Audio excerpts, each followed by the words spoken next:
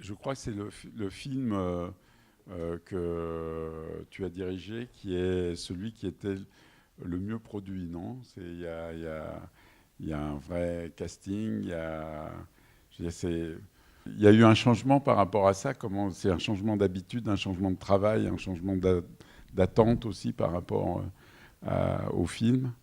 C'est un film où je me dis, bon, il faut que je me retrouve en tant que réalisateur, en tant que metteur en scène, il faut il faut parler des choses qui m'intéressent, mais aussi cherchant à faire un cinéma qui arrive plus au public. Et c'est pour cette raison que j'ai fait intervenir les producteurs qui m'ont... Par exemple, un des producteurs m'a dit bon, moi je pense qu'il faut Marisa Paredes, que moi j'aime beaucoup dans le film et qu'en plus on est devenus très copains. Mais au moment où il m'a dit ça, pour moi c'était vraiment, il a rien compris du film. C'était vraiment une hérésie pour moi. Et en même temps, je me dis bon ben s'il dit ça, il faudra faire avec. Et c'est à moi de faire quelque chose qui me semble a priori très contre nature de ce que j'avais fait avant, de l'intégrer. Et je suis très fier du travail de Marisa, je suis très fier d'avoir travaillé avec elle. Et ça a été, et même pendant le tournage avec Hélène Louvard, la chef-op, on se disait, vers la dernière semaine, on se disait, il faut créer une nouvelle scène avec Marisa, parce qu'elle est tellement bien, elle est super et tout ça. Et en même temps, le scénario était tellement millimétré que ça n'avait pas de sens. Mais c'est un peu une démarche qui a été différente, c'est vrai.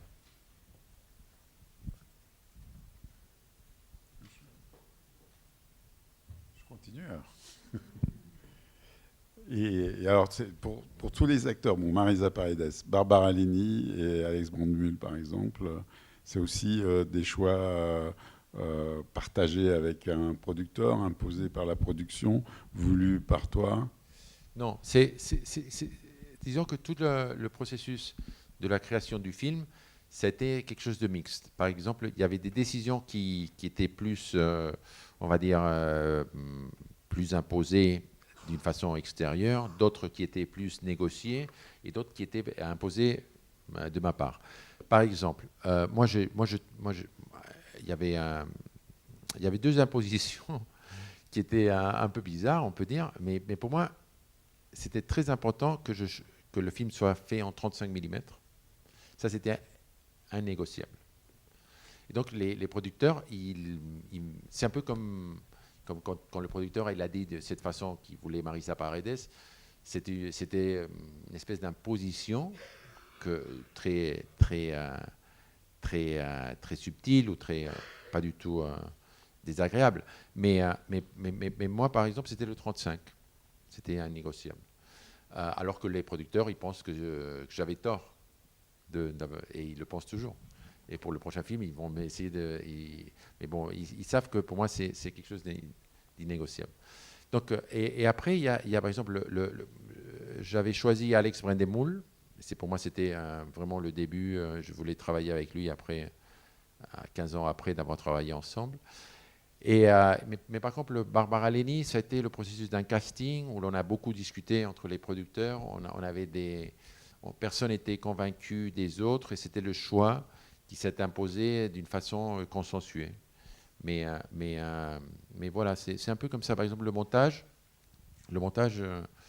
final, ça a pas été, c'est un des films de mes films où j'ai le moins intervenu dans le montage. Ça a été vraiment, on peut dire qu'un montage plus de producteur qu'un montage de réalisateur. Et je ne dis pas ça dans le sens péjoratif, mais au contraire, je pense que c'est le meilleur montage possible. Et en partie, c'est parce qu'on l'a fait de cette façon. Je pense que si moi j'aurais monté le film tel que moi je le voyais dans le premier montage, quand la monteuse a assemblé tous les plans, j'aurais fait un montage moins beau. Donc je pense que cette collaboration est pas forcément mauvaise, plutôt le contraire. Et faire jouer le rôle principal par quelqu'un qui n'est pas un acteur professionnel. Oui, les producteurs ont essayé de me convaincre d'utiliser un acteur professionnel pour le rôle de Jaume. Et bon, comme ils étaient tous très, très convaincus, j'ai donné l'opportunité de voir des acteurs et de faire des preuves. Et j'ai fait des preuves à des professionnels pendant longtemps. Et ça ne marchait pas. Ça marchait pas. J'étais convaincu que ça n'allait pas marcher. Et donc là, c'est moi qui a dit, bon, moi je pense que ça va être ce monsieur-là. Et ils m'ont fait confiance aussi. Donc c'est un peu, c'est cette question de confiance et de négociation. Oui, donc pour moi, c'était un travail difficile de faire que Marisa Paredes et que Joan Botey ils fassent un jeu, ils donnent un jeu au film qui soit dans la même tonalité, hein, dans le même style. Mais bon, et quand même, là, par exemple, ils m'ont fait confiance, ils savent que plus ou moins, j'arrive à manipuler les acteurs pour qu'ils fassent un jeu à peu près convenable. Oui. Par exemple, il y avait une scène, la scène où Petra et Lucas parlent de son père, après avoir cette petite partie de chasse où ils chassent le lapin. Après, il y a une petite discussion où elle s'interroge sur le père. On l'a tourné dans un endroit de la propriété c'était un rocher de l'époque des Cro-Magnons. C'est vraiment un endroit très tellurique. Il y a des marques et c'est marrant parce que le propriétaire le vrai propriétaire de la propriété, c'est l'acteur qui joue Jaume. Et lui, il était très content qu'on a tourné par exemple là-bas, parce que la pierre, pour lui, c'était un endroit très... et en plus, il a nettoyé pour qu'on puisse tourner dans des... Parce que moi, quand on a fait le repérage, moi j'aimais bien la pierre, mais on s'est dit, avec la chef-op, on disait, ouf, là, tourner, pour l'accès est compliqué, il y a plein de branches, machin. Et lui, il a dit, moi je nettoie tout pour que vous pouvez... il y tenait vraiment à... Et donc c'est vrai que cette question des pierres, c'est important. La pierre et la mer. Donc c'est juste votre remarque, parce que pour moi, les pierres, en plus, les pierres de la partie madrilène, je ne sais pas si pour les spectateurs genevois, ça se perçoit la différence entre Madrid et Gérone. C'est beaucoup plus... le paysage à Madrid, c'est beaucoup plus dur, c'est beaucoup plus aride. Et donc, il y a ces pierres qui sont un peu rondes, alors qu'en Gironde, où Edouard connaît bien, puisqu'il a sa maison là-bas, c'est beaucoup plus...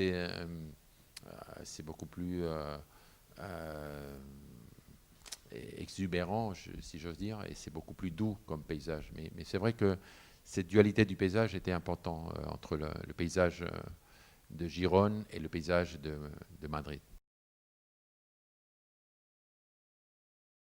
Effectivement, le montage, l'écriture du scénario était déjà non linéaire, c'était déconstruit. Donc, il y a eu une variation.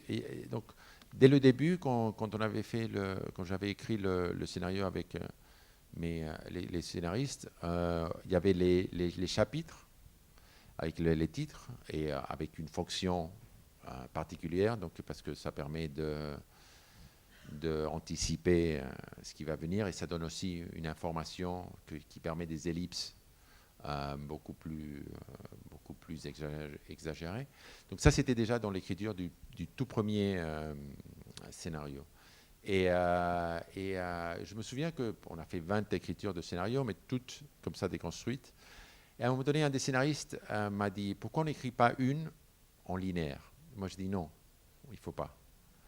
Et il faut pas. Il faut toujours vraiment que ça marche quand on lit, on déconstruit. L'information doit arriver au spectateur, donc au lecteur, si elle est déconstruite, parce que sinon, on va faire une erreur.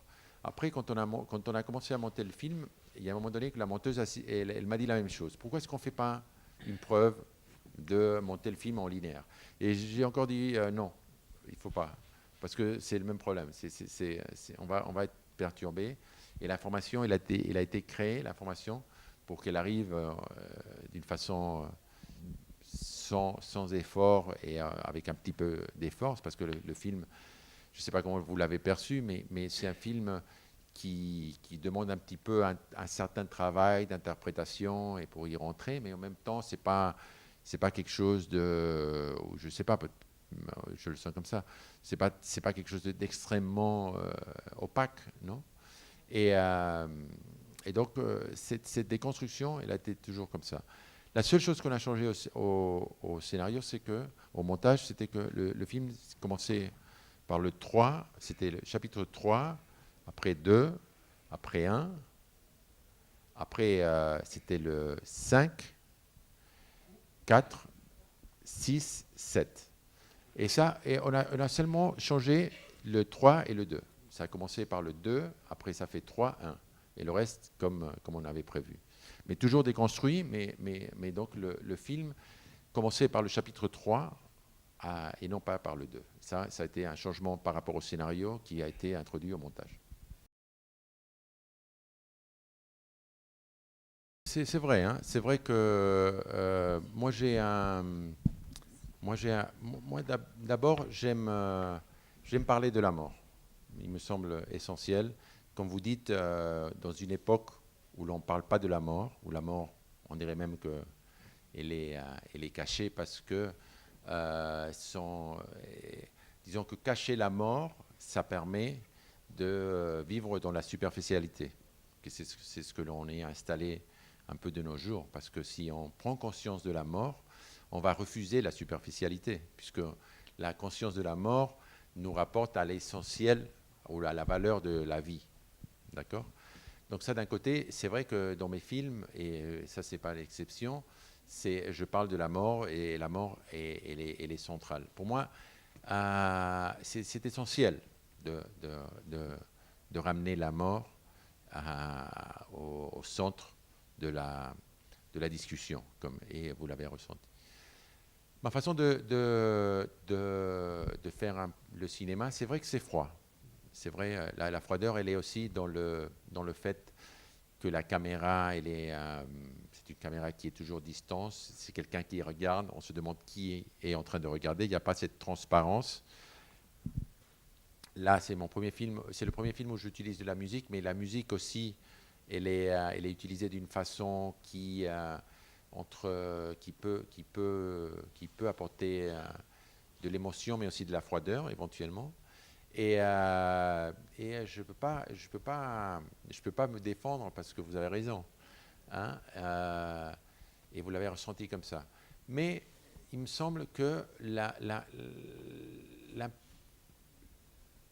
c'est peut-être un défaut du film, hein, je dis pas le contraire. Il faut peut-être donner au spectateur un peu plus de confort, de dire voilà, la vie elle est dure, mais il y a de l'espoir. J'ai essayé quelque part vers la fin de donner un petit peu cet espoir. Et aussi, pour moi, c'était important de montrer que malgré tout, il y a une certaine justice humaine puisque le monstre, il est tué à la fin.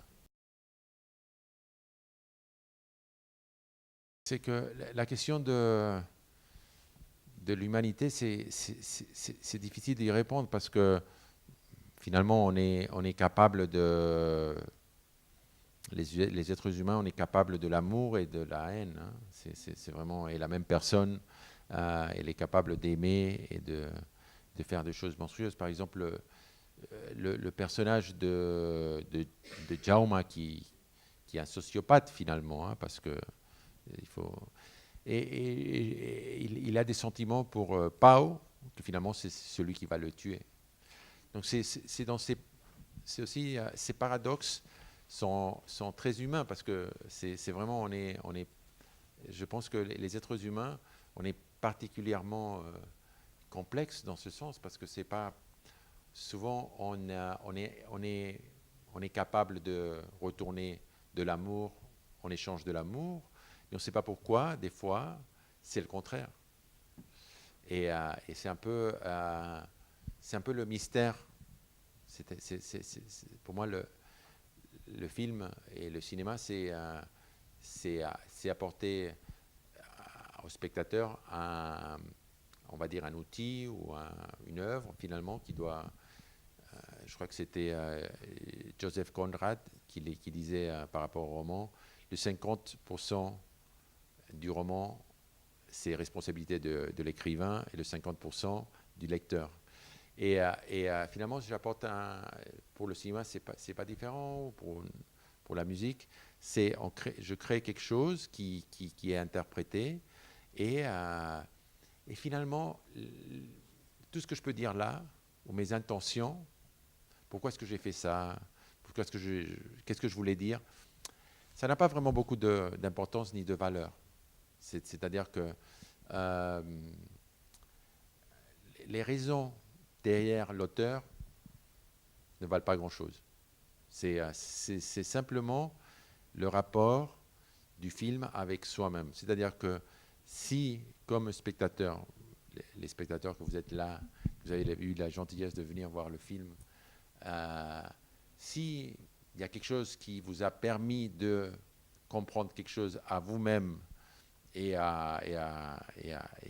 êtres humains, ben voilà, c'est bon. Et sinon, ben, hélas, il y a sûrement d'autres œuvres, il y aura d'autres films, il y aura d'autres romans, qui pourront arriver à ce but, que c'est le but de toute œuvre. Merci Raïm. La conversation peut continuer, mais autour d'un verre, puisque dehors, il y a un buffet qui vous attend et Raïm sera avec vous. Donc on applaudit Raïm. Merci beaucoup d'être là. Merci.